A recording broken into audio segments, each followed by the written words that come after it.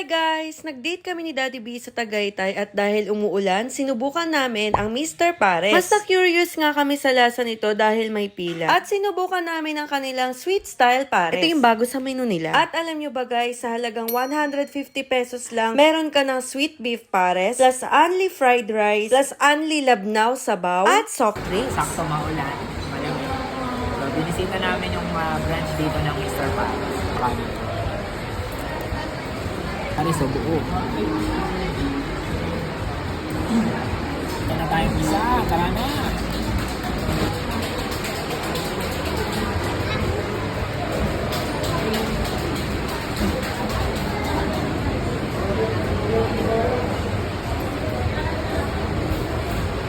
Alam mo, maganda pa dito. Only sabaw. Siyempre sa labas, only sabaw. Only rice din. Masarap. Sabay-sabay mo lang.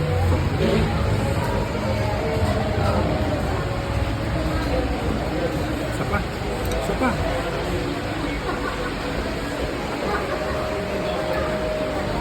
Tikman natin yung karne. Karne. Lambot. Lambot. If you have plans kasama ang buong pamilya, hindi ka na magwo-worry dahil aside sa maaliwalas, ay kasya ang up to 300 persons dito. At may parking area na available din dito. At para sa mga timbahay, Mr. Pares Tagaytay is available via Grab and Food Panda. Try it na and see you on our next vlog. Bye!